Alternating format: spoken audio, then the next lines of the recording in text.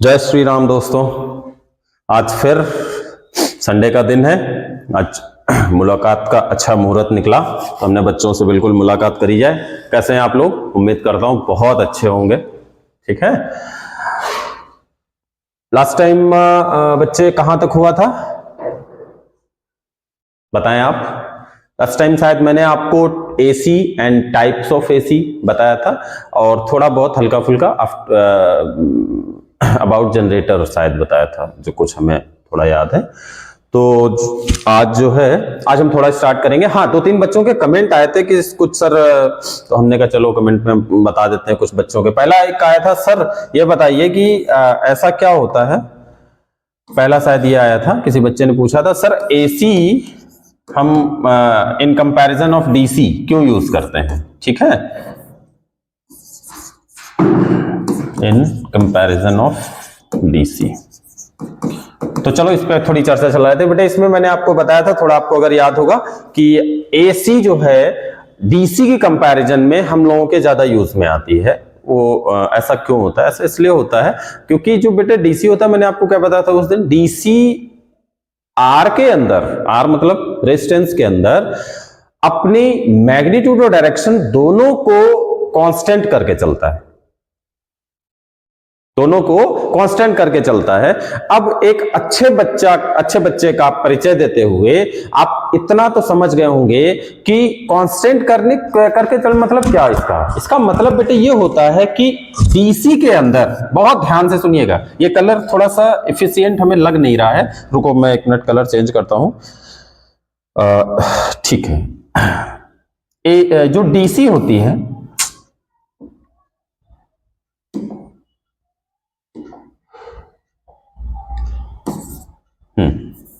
जो डीसी होती है, ये डीसी, इसके अंदर एक चाहे कह लो अच्छाई होती है या कह दो कमी होती है, कि ये जो वोल्टेज का चेंज है ये इसके अंदर नहीं होता है।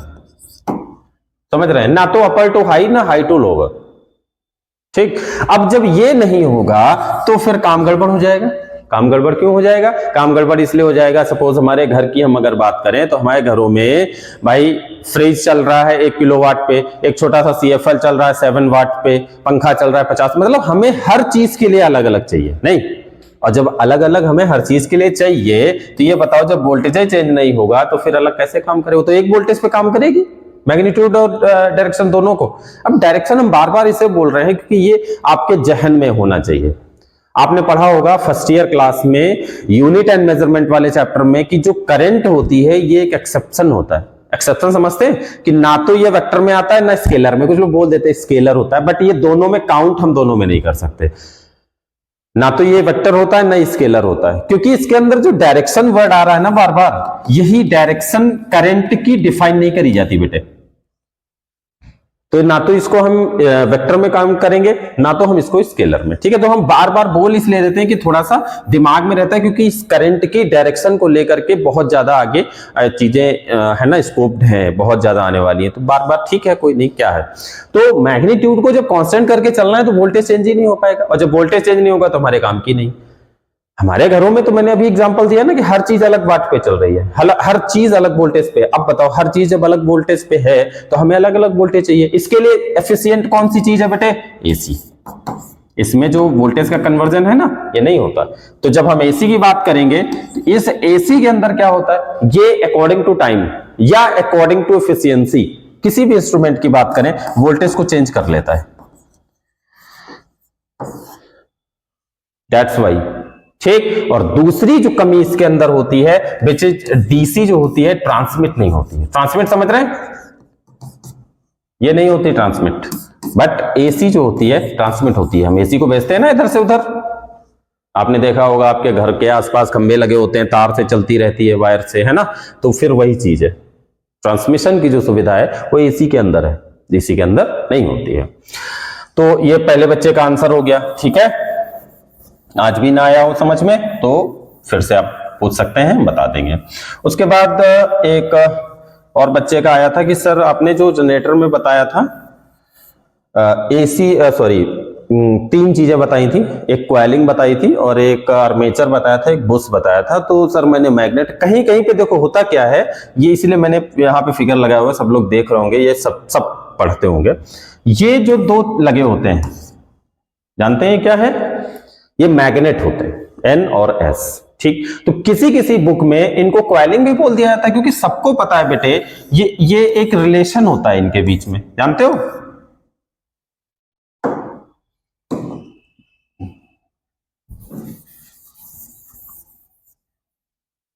कौन सा रिलेशन, जिसको हम लोग बोलते हैं मैग्नेटिक फील्ड लाइंस। तो अगर हम इसको अब ध्यान से देखें तो कॉइलिंग तो बन गई, ठीक, तो आप कॉइल कह लो या मैग्नेट कह लो, ठीक। तो पहला इसका स्ट्रक्चर ये होता है, ये दोनों, ठीक, ये मैग्नेट हो गया या कॉइलिंग हो गई। उसके बाद में ये जो आपको ये आयरन कोर होती है ये, ठीक है, और उसके ये तीसरा हमने बताया था, ये दो बुश होते हैं, ठीक है। ज्यादातर किसके बनाए जाते हैं, कार्बन के बनाए जाते हैं। कार्बन के क्यों बनाए जाते हैं, कार्बन के इसलिए बनाए जाते हैं बिकॉज इसके अंदर जो भी एसी बनती है ना बेटे, कोई पूछ दे कि ये कार्बन के ही क्यों होते हैं, कार्बन के इसलिए होते हैं बिकॉज जो इसके अंदर एसी लगी जाती है उस एसी के रिपल्स को ये कम करता है। रिपल्स समझ रहे, रिपल फैक्टर पढ़ा था आपने, वो रिपल्स कम होते हैं एसी के, that's why we use carbon brush, या ठीक है, कार्बन ब्रशेस बोले जाते हैं, ठीक। तो और ये आर्मेचर होता है, ये कॉइलिंग होती है। अब इस आर्मेचर का काम क्या होता है, आर्मेचर का काम होता है ये एंटी क्लॉकवाइज, किधर की तरफ, एंटी क्लॉकवाइज ये घूमता है। और जब एंटी क्लॉकवाइज ये घूमेगा तो एक बात छोटी सी बताओ, ये आयरन होता है, ठीक। अब ये आयरन है, ये मैग्नेट है, तो क्या होंगे, ये अपने आसपास खींचेंगे ना दोनों, ये इसको इधर खींचेगा, ये उसको उधर खींचेगा, लेकिन जब ये रोटेट होगा खींचने से ही, ठीक है। अब रोटेट होने के लिए क्या होता है कि अगर केवल हम इसके सहारे बैठ जाएं तो इसकी स्पीड बहुत माइनर होगी, लेकिन हम करते क्या है कि ये एक्सल होता है, इसको बोलते हैं, ये जो ये पड़ी है ना डॉटेड, ये एक्सेस होती है, एक्सल बोलते हैं। ये अटैच कर दिया था बाहर किसी मशीन से, जैसे हम लोग जनरेटर देखते हैं ना, तो जनरेटर में एक बड़ा सा अटैच होता है, उसके पड़ोस में अल्टरनेटर होता है, सब लोग जानते हैं। तो उससे अटैच, उसको, उसका काम क्या होता है, उसका काम केवल होता है इसको नचाना। जितनी ज्यादा स्पीड से आप इसको नचाते रहोगे उतनी ज्यादा एसी का जनरेशन यहां से होता रहता है, ठीक है। क्लियर होगी बात, ये एक्सल होती है आर्मेचर। ये आर्मेचर का काम केवल क्या है कि ये इन कॉइलिंग फील्ड के अंदर घूमते घूमते, ये केवल जब कॉइल के अंदर घूमेगा, तो आपने कौन सी, एक ओरेस्टेड एक्सपेरिमेंट पढ़ा होगा सबने, नहीं पढ़ा, ओरेस्टेड ने क्या बताया था बेटे, यही तो बताया था ओरेस्टेड ने कि ये जब घूमेगा तो क्या जनरेट होगा, एक करंट जनरेट होगा, ठीक है। और वो करंट यहां से, या आजकल नए जनरेटर आ गए हैं तो उनमें कहीं और से भी अल्टरनेटर वगैरह है ना। अब ये गैल्वेनोमीटर यहां पे लगा होता है, इस गैल्वेनोमीटर में हम लोग करंट का डिफ्लेक्शन देखते हैं। सब लोग जानते हैं what is the use of galvanometer. तो गैल्वेनोमीटर में क्या होता है, करंट का डिफ्लेक्शन देखा जाता है, ठीक है, ऊपर नीचे अगर हो रही है तो वो चीज, ठीक। तो ये हो गया जनरेटर, ठीक। अब इसमें तीन चीजें बतानी थी तो हमने आपको बता दी, एक magnet, second armature, third Bush, ठीक है। बुश का और कोई नहीं, बस केवल बुश जो होता है एक्सल को कंट्रोल करता है और एसी के रिपल्स को कम करता है, ठीक है। आर्मेचर का काम क्या होता है, कॉइलिंग के बीच में रोटेट करता है एंटी क्लॉकवाइज, ठीक है, एसी को जनरेट करने के लिए। और मैग्नेट होता है मैग्नेटिक फील्ड बनाने के लिए, ठीक। मैग्नेटिक फील्ड के बीच में एक आयरन कोर घूमती है लगातार। क्लियर हो गई बात, ठीक है। अच्छा, एक चीज और सर, ये हमारे उस दिन बताया था हमने आपको, फ्रीक्वेंसी बताई थी, बताया था, तो उसमें कहा था कुछ चीजें होती हैं, तो उसमें ज्यादा कुछ नहीं, सारी चीजें तो बता दी थी। एक थी पीक वैल्यू, तो पीक वैल्यू सब लोग समझते हैं, वही जो हम लोग लिख रहे थे, I is equal to I not sine omega t, ठीक। तो ये जो आई नॉट होता है ना, यही होता है करंट की पीक वैल्यू। ऐसे वी की अगर हम लिखेंगे तो V not sine omega t, ठीक बच्चे। तो ये क्या होती है, वोल्टेज की पीक वैल्यू।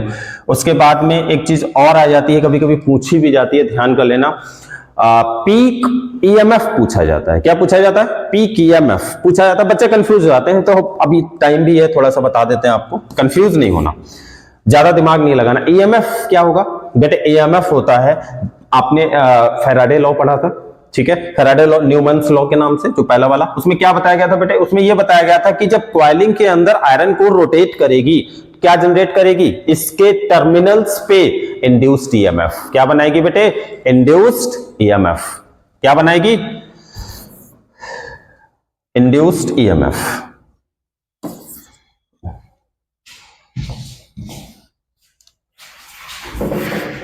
इंड्यूस्ड, सॉरी हम कुछ चेंज नहीं कर पा रहे हैं, एक मिनट रुकिएगा। हाँ, अब कलर चेंज हो गया। Induced EMF. ठीक, अब जब इंड्यूस्ड ईएमएफ बनाएगी तो इंड्यूस्ड ईएमएफ मतलब क्या समझ में आया? मतलब ये इंड्यूस अपने, है ना, इंड्यूस होना, इंड्यूस अब हिंदी में हम नहीं समझ पा रहे हैं। इंड्यूस, ठीक है, ईएमएफ इलेक्ट्रोमोटिव फोर्स ये बनाती है। और ये बेटे क्या होती है? ये होती है phi इज इक्वल टू, क्या होता है? phi is equal to NBA cos omega t। क्या होता है ये? phi is equal to NBA cos omega t। Clear हो गई सबको बात? ये सब याद कर पा रहे होंगे सब लोगों ने रिकॉल कर लिया होगा, ठीक है।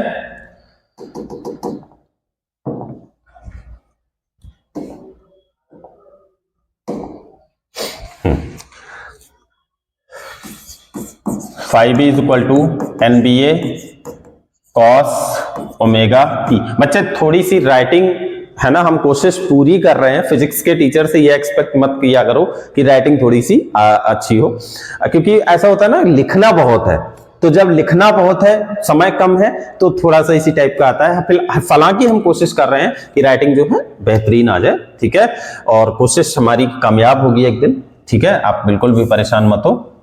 जो ना समझ में आया करो कमेंट में तुरंत बता दिया करो कि सर ये नहीं आता समझ में। ये फैराडे का फर्स्ट लॉ है जिसमें उन्होंने बताया था this is the electric flux phi b, ठीक है। Okay, so we know that क्या E इज इक्वल टू क्या होता है? डी phi b अपॉन में dt होता है बेटे, बोलो, ठीक। तो E is equal to phi b कितना है हमारे पास? बोलो जल्दी से, NBA cos ओमेगा t है, नहीं है, ठीक, okay. E is equal to minus का d बाई डी टी, ठीक है। अब d बाई डी टी मतलब लगाना ही है, NBA cos ओमेगा t है, ठीक है, ओके, कोई दिक्कत नहीं है। एक मिनट, माइनस, अब हम अपनी क्लास में भी बोलते हैं कई बार कि ये करने के लिए आपको परेशान होने की जरूरत नहीं होती है। इसमें क्या करना होता है? शकल मिलानी होती है। डी और डी तो ठीक है, छोड़ दो, डिफरेंशिएशन है।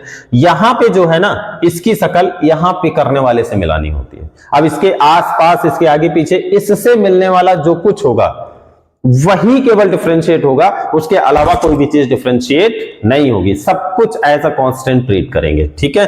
तो जब हम इसको करना चाहेंगे तो क्या करेंगे? NBA में कहीं दिखाई दे रहा है टी? नहीं ना, है लेकिन इसके साथ, लेकिन ये एज अ कांस्टेंट ट्रीट करेंगे। तो इसको बाहर कर लें, NBA कर लिया, ठीक। D by d T cos omega T के साथ में, तो बेटे कॉस का डी बाई डी टी कितना होता है? माइनस का साइन क्या होता है? और अब टी के साथ में ओमेगा था ना बेटे, मैंने बोला था ये ओमेगा, इसको हम फिर से कर लेंगे तो ओमेगा टी के साथ में टी तो 1 हो जाएगा, ओमेगा बाहर निकल के आ जाएगा, ठीक है, ओके। ओमेगा हमने बाहर लिख लिया, ठीक। क्लियर होगी बात? कोई दिक्कत नहीं, ठीक। अब ये माइनस और ये माइनस मिलके क्या बन गया बेटे? क्या बन गया? बोलो जल्दी से, NBA omega sine omega T. बोलो जल्दी से, ये क्या है? किसके बराबर में आ गया? E के बराबर आ गया, ठीक। अब इसको डिब्बे में बंद कर लेते हैं, ठीक। अब जब इसको डिब्बे में बंद कर लेंगे तो यहां से हमें पहली चीज तो हमें इंड्यूस्ड ईएमएफ मिल गया, ठीक। अब इंड्यूस्ड ईएमएफ जब हमें मिल गया, इंड्यूस्ड ईएमएफ हम बार बार बोल रहे हैं, वहीं पे दिमाग लगाना है आपको। अब जब ये हमें मिल गया तो अब इसके आगे हमारा काम क्या है? इसके आगे हमारा काम यह है कि या तो हम यही बता देंगे ठीक है, this is the induced EMF, लेकिन थोड़ा सा हम इससे आगे बढ़ेंगे, ये क्या है? क्योंकि इस टाइप की हम कई जो क्वेश्चंस हमने लिखी हैं, ये देखो एक और लिखी है, ठीक। अब जब इस टाइप की हमने कई क्वेश्चन, तो यहां पे क्या आता है बेटे? Peak value. क्या आता था? Peak value. तो इसका मतलब यहां पे भी क्या आनी चाहिए? Peak value. तो इसका मतलब ये जो है ये E नॉट है कि नहीं है? बोलो जल्दी से, NBA ओमेगा। समझ में आ गया कि नहीं?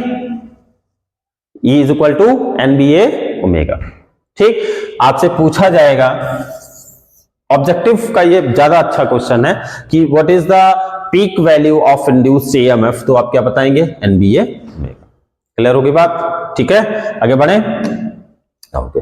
अब उसके बाद हमने फिर हम आगे बढ़ेंगे। अभी यही कुछ कंफ्यूजन थे, हम बोलते हैं इसीलिए। हाँ, एक चीज और याद आ गई कि सर हमारे जो घर की जो होम सप्लाई होती है, होम सप्लाई, ठीक है, इसकी फ्रिक्वेंसी कितनी होती है और इसका टाइम पीरियड कितना होता है। ये पूछा, शायद ये पूछा गया क्वेश्चन, इसीलिए स्टूडेंट ने हमसे पूछा है कि ये सर होम सप्लाई क्या होता है। तो होम सप्लाई जो बेटी होती है ना अपने घरों की, इंडिया के अंदर आपको मैं बताऊं, ये मैं इंडिया ही क्यों लिख रहा हूं, इसके चर्चा हम बताएंगे। इंडिया इसलिए, इसके पीछे वजह है। इंडिया के अंदर जो हमारे घरों की सप्लाई होती है बेटे, वो 50 हर्ट्ज की होती है। 50 हर्ट्ज, हर समझते? इसका पूरा नाम क्या होता है? HERTZ। ठीक, ये क्या होती है बेटे? ये फ्रिक्वेंसी होती है। मैंने आपको उस दिन बताया था व्हाट इज फ्रिक्वेंसी। बेटे फ्रिक्वेंसी, बस ज्यादा दिमाग नहीं लगाना समझने के लिए। अभी जैसे हम आपसे ये बोल रहे हैं, ठीक, तो इसकी फ्रिक्वेंसी कैसे होगी? तो एक टाइम मान लो 1 सेकेंड, 1 मिनट, 1 घंटा, जो भी आपको मानना है, उस यूनिट टाइम में ये जितने साइकिल कंप्लीट होंगे, यूनिट टाइम में जितने साइकिल कंप्लीट होंगे, that is known as frequency. ठीक है, तो आधी साइकिल यहां पे है T/2, यहां पे पूरी साइकिल है, तो हम पूरी साइकिल को लेकर चलते हैं। तो फुल साइकिल में 1 मिनट में जितनी फुल साइकिल कंप्लीट होंगी, वो फ्रीक्वेंसी कही जाएगी उस एसी सर्किट की। ठीक है, तो जो हमारे घरों की सप्लाई है वो बेटे कितनी है? वो 50 हर्ट्ज की होती है। ठीक, अब आज जब हम अगर बात करेंगे ओमेगा की, तो सबको पता है बेटे क्या होता है? 2πf होता है। तो 2 × 3.14 × 50, ये आप कर लीजिए। ठीक है, कितना जाएगा? 100, यानी कि लगभग 340। क्लियर होगी बात? ठीक, दूसरी चीज T = क्या होता है बेटे? 1/f। सो T = कितना हो जाएगा? 1/50। T क्या है? टाइम पीरियड है, तो 1/50 कितना हो जाएगा? 0.02 सेकेंड। यानी कि जो हमारे घरों की इलेक्ट्रिक सप्लाई होती है, वो एक साइकिल का लगभग 0.02 सेकेंड टाइम पीरियड की होती है। ठीक है, हमारे घरों की जो होम सप्लाई होती है, वो अप्रॉक्स 0.02 सेकेंड की होती है। ठीक है, क्लियर होगी बात? आगे बढ़े। इतने तो कंफ्यूजन थे बच्चों के। ठीक, उसके बाद में हम बस फटाफट अपना काम जल्दी से निपटाते हैं। ठीक है, अब जल्दी इतनी भी नहीं है कि बच्चों को समझ में ना आए, तो प्लीज बच्चे आपसे हमारी रिक्वेस्ट है कि अगर नहीं आ रहा है तो आप लोग तुरंत कमेंट में बोलो कि सर नहीं आ रहा है। ठीक है, उसमें आपको हेजिटेट होने की बिल्कुल भी जरूरत नहीं है। अब हम अपने आगे की बात करेंगे। ये तो सारी चीजें हो गई। आज हम बात करेंगे सबसे पहले तो हम आई एवरेज, बहुत पूछा जाने वाला क्वेश्चन है, मोस्ट इंपॉर्टेंट। अगर आप लोग लिखना चाहो तो बिल्कुल लिख लो, एकदम समझ रहे हैं, बहुत ज्यादा इंपॉर्टेंट होने वाला है ये। I average and I RMS, समझ रहे हैं पूरी बात? नहीं समझ रहे हैं? ठीक, I average and I RMS, तो केवल नाम बताया। अब ये आई क्या होती है बेटे? क्या होती है ये एवरेज। एवरेज तो समझते हैं, ये जो लिखा हुआ ये हो गया एवरेज। और आई क्या होती है बेटे? करंट। क्या होती है? तो सबसे पहले हम इसकी बात करेंगे, आई आरएमएस की वैल्यू बाद में। अब ये क्या होता है? ये बेटा होता है एवरेज करंट। हम कौन सी चीज पढ़ रहे हैं? हम लोग पढ़ रहे हैं एसी। हम लोग क्या पढ़ रहे हैं? हम लोग बेटे एसी पढ़ रहे हैं। और जब हम एसी के एवरेज की बात करेंगे, तो एसी का एवरेज हमेशा ध्यान रखना, एक कंप्लीट साइकिल का हमेशा 0 होता है। अगर हम यहां तक की बात करेंगे, ये T/2 है और ये T है, तो अगर हम फुल कंप्लीट साइकिल की बात करेंगे, तो इसकी एवरेज वैल्यू हमेशा याद रखना 0 होगी। कैसी होगी? 0 होगी। ठीक, अब ये पूछा जाने वाला, ऑब्जेक्टिव में पूछा जाने वाला क्वेश्चन है। ठीक है, अच्छा, इसके आगे बढ़ेंगे। इसके आगे बढ़ो, ये एसी है। ठीक है, राइटिंग हम बोल रहे हैं, प्रॉमिस कर रहे हैं हम आपसे, विद इन 1 मंथ राइटिंग हम बहुत अच्छी करने वाले हैं। ठीक है, तो अभी फिलहाल जैसी है वैसे में आपको गुजारा करना पड़ेगा। चलो, अब हम इसके आगे बात करते हैं। तो अभी मैंने क्या बोला? एवरेज किसका? करंट का। कोई दिक्कत नहीं, कोई समस्या ही नहीं है। पहले समझ लो क्या समझना है। यहां से चली, आधे पे पहुंची, यहां पे चली, फुल पे पहुंची, एक साइकिल हो गया हमारा। अब जब एक साइकिल हो गया, तो इसका एवरेज चाहिए। इसका एवरेज मतलब बेटे, एवरेज का क्या होता है? एवरेज का होता है, अब हम जैसे मैथ्स का एवरेज निकालते हैं, तो मैथ का एवरेज कैसे निकालते हैं? मान लो कोई हमारे पास 10 नंबर दे गया, हमें बोले एवरेज निकालो, तो एवरेज का मतलब क्या हो गया कि हम 10 वो जो चीजें हैं उनको काउंट कर लिए और अपॉन में 10 कर लिया, नंबर ऑफ आइटम्स। ठीक, जैसे हमारी क्लास में बोले एवरेज, कोई स्टूडेंट एवरेज होता है, या हमारा जो रिजल्ट रहा in comparison of schools result average रहा, तो एवरेज का मतलब क्या होता है? एवरेज का मतलब होता है बिल्कुल बीच का, ना तो ऊपर का ना तो नीचे का, हाँ ना तो हम ऊपर से ही है ना तो नीचे से, हम बीच में अटके हुए, तो वही चीज एवरेज। तो यहां पे किसी भी एसी के साइकिल की अगर हम एवरेज की बात करेंगे तो बेटे एवरेज कहां से स्टार्टिंग? T/2, बोलो जल्दी से। ठीक, इसका मतलब अगर हम एक साइकिल में भी बात करेंगे तो पहला जो सबमिशन है वो कहां से? 0 से D/2 का नहीं, बोलो जल्दी से, किसका चाहिए? I का चाहिए। किसका चाहिए? I का चाहिए। किसके साथ चाहिए बेटे? किसके साथ चाहिए? T के साथ चाहिए। बहुत ध्यान से समझना, ओरिजिन से चली कहां पे? पहला सबमिशन, बोलो, ये कंप्लीट साइकिल है और इसका 0 होता है हमेशा। जब यहां पे आके 0 ही हो जाएगा तो हमें वैल्यू फाइंड आउट करनी है। क्या करनी है? वैल्यू। तो वैल्यू कहां मिलेगी? यहां पे तो 0 है, पहले से पता है, तो यहां पे होगी ना वैल्यू, तो हम यहां की ले लेंगे। नहीं, ठीक, हमने यहां की ले ली, T/2 कर लिया, I कर लिया, dt कर लिया। किसके साथ? टाइम के साथ। किसकी चाहिए?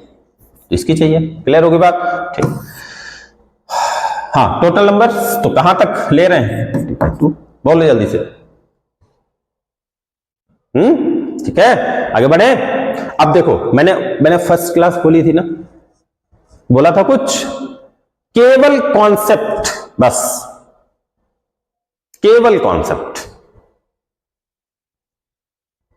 यही तो है कॉन्सेप्ट, यही तो है कॉन्सेप्ट, बस यहीं तक तो करना है। इसके आगे तो ये अपना सोल्यूशन खुद बताएगी, ये डेरिवेशन जो है ये अपना खुद सोल्यूशन करता चला जाएगा कि चलो हम चल रहे हैं साथ में, बिल्कुल परेशान होने की हटा रहा है। ठीक है,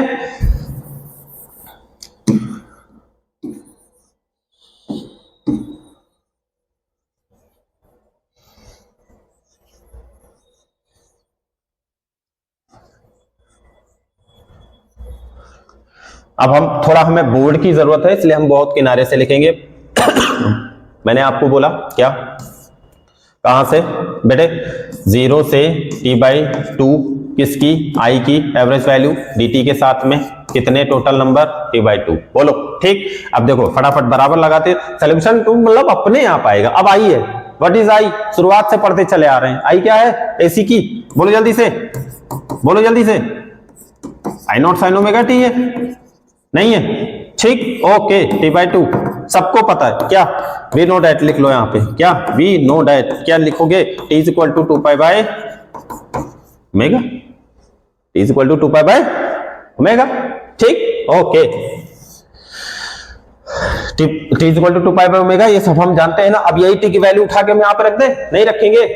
देखो एक चीज और बेटे ध्यान रखना, डेरिवेशन में इतना हमारी तरीके से हंसी मजाक में डेरिवेशन करने के लिए आपको तो एक चीज और थोड़ी सी करनी पड़ेगी कि हमेशा एक चीज ध्यान रखना, डेरिवेशन का मतलब क्या होता है? डिराइव करना।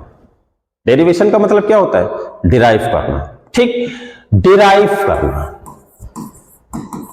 ड्राइव नहीं हम लिख रहे हैं, हम डिराइव लिख रहे हैं। ठीक, अब कोई चीज डिराइव, आप डिराइव कर मतलब, जैसे डिराइव का मतलब क्या होता है? सब जैसे एक छोटी सी, जैसे घरों में चाय बनती है तो चाय में जो चाय की पत्ती आप डालते हो, आपको क्या लगता है? ये पेड़ में ऐसे ही लग रही है, पेड़ हिलाया चाय की पत्ती 100 ग्राम तैयार?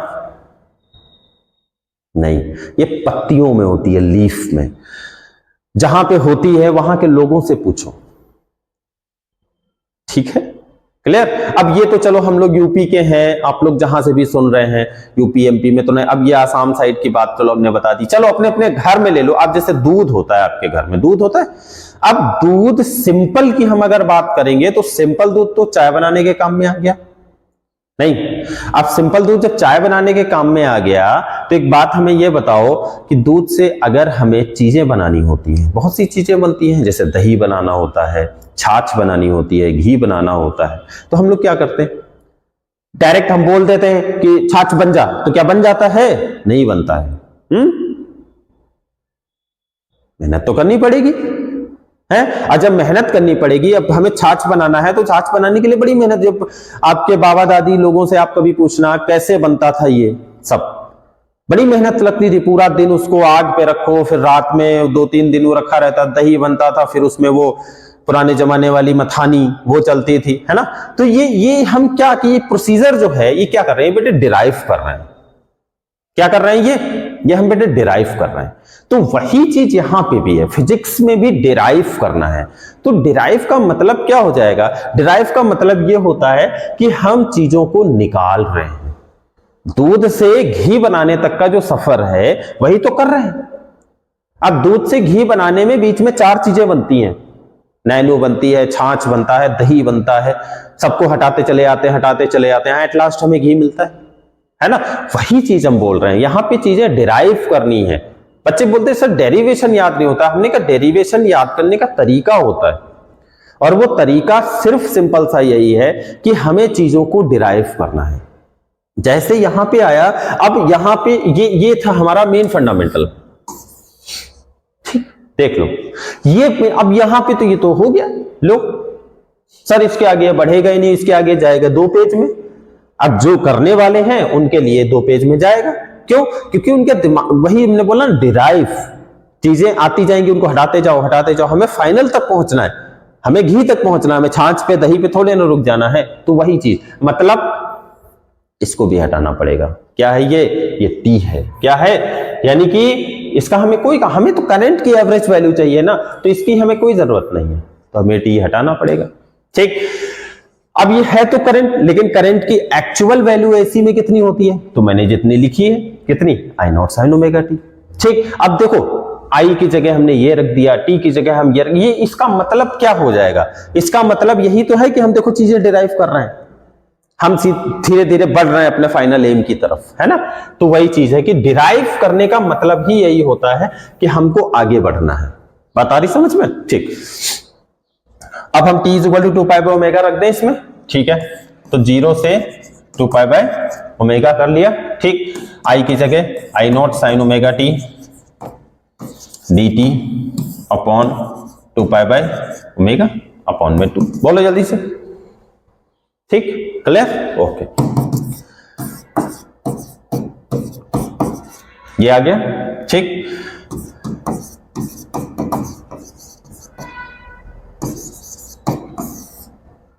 टू ऊपर जाएगा, 2 से कटेगा, क्या बचेगा बेटे, पाई बाय ओमेगा। अब पाई बाय ओमेगा नीचे है, इसका कोई मतलब नहीं, ऊपर भेज दे, तो नीचे वाला टर्म खत्म कर दो, ओमेगा अपॉन पाई बचा। बोलो जल्दी से, ओमेगा अपॉन पाई बचा, ठीक। 0 से, ठीक है,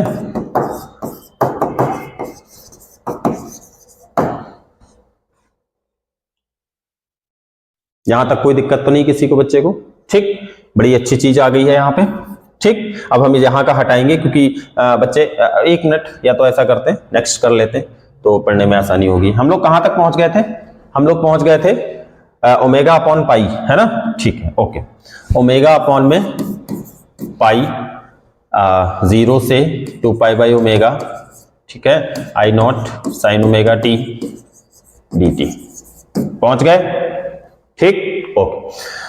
अब थोड़ा सा हम यहां पे भेद करेंगे। कुछ बच्चे बोलेंगे ऐसा क्यों बोल रहे हैं सर, इसलिए बोल रहे हैं क्योंकि जो मैथ वाले हैं वो थोड़ा सा समझेंगे कि ये जो इंटीग्रेशन होता है इसकी ये लिमिट है, ये जहां 0 से ये है, तो इस लिमिट को एक काम करते हैं हम 2 से डिवाइड कर देते हैं, तो 0 को करेंगे तो 0 ही रहेगा, 2 से इसको कर देंगे तो क्या हो जाएगा, बोलो जल्दी से, ठीक, कर दें। तो ये क्या बन गए बेटे, ये कर सकते हैं अपर लिमिट टू लोअर, या लोअर टू अपर या अपर टू लोअर, वो उसमें कोई दिक्कत नहीं, कर जो भी करना दोनों में करना, ठीक। अब आ जाओ, बस अब सब काम हो गया। अब ना तो तुम ओमेगा के साथ कोई खिलवाड़ कर सकते हो ना इसके, तो अब कुछ नहीं हो सकता। अब क्या करोगे, अब कर दो इंटीग्रेशन, ठीक। अब इंटीग्रेशन जब करोगे तो मैंने अभी बोला था शकल मिलानी है, किसकी किसकी मिलेगी, जो इसके साथ होगा, इसके साथ क्या है ये, अब यहां पे कहीं दिखाई दे रहा है आपको, ये दिखाई दे रहा है ना,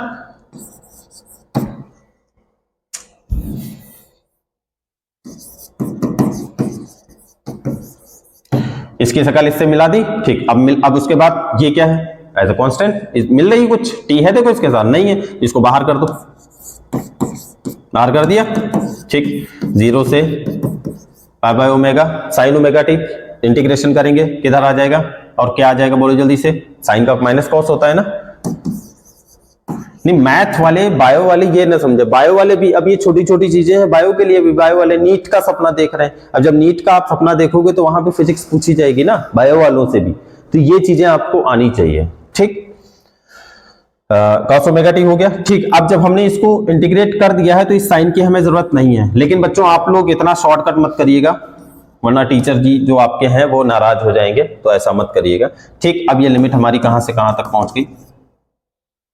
ठीक, हाँ एक चीज गड़बड़ हो गया, साइन ओमेगा टी था ना, तो साइन का माइनस कॉस कर दिया, और ओमेगा टी का क्या करोगे बोलो जल्दी से।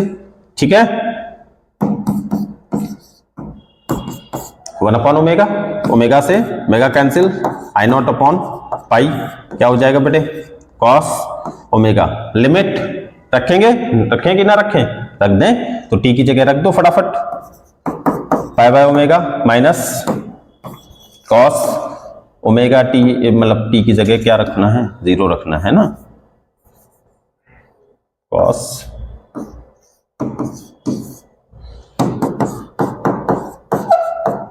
आई नॉट अपॉन पाई माइनस ये क्या है, कॉस पाई कॉस 0, यानी कि आगे बढ़ा दें। चलो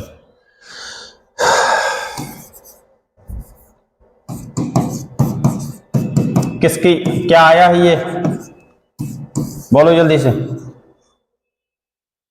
एवरेज वैल्यू किस चीज की, एसी करंट की। किसकी आई है ये, एसी करंट की। ठीक है, अब मैंने जो शुरुआत में आपसे प्रॉमिस किया था, बताओ कहीं पे अगर छोटा मोटा भी बेसिक नॉलेज आपके पास है तो क्या कहीं पे आपने पूरे डेरिवेशन 3 समझ लो, आप ये बोर्ड के 3 लगे हैं तो आपकी कॉपी के कितने लगेंगे, इतना बड़ा डेरिवेशन आपको लगा है कहीं पे। केवल छोटा छोटा नॉलेज अगर आप रखते चले जाएंगे तो फटाफट चीजें होती चली गई, और इतना इंपॉर्टेंट है हमें तो लग रहा है कि बिल्कुल बिल्कुल समझ लो आपके एग्जाम में रखा ही है। ठीक है, अब यहां पे एक और चीज निकालनी थी, तो यहां इसको पढ़िएगा, लगाइएगा और कोशिश किया करो कि डेरिवेशन आप हम करें 10 बार करो, 10 बार रफ कॉपी में किया करो। फेयर कॉपी से फेयर कॉपी एक बनाओ, रफ कॉपी कम से कम 10 भरो, और रफ कॉपी में कम से कम 10 बार गलत करोगे 11th टाइम तो कम से कम सही आ जाओगे ना।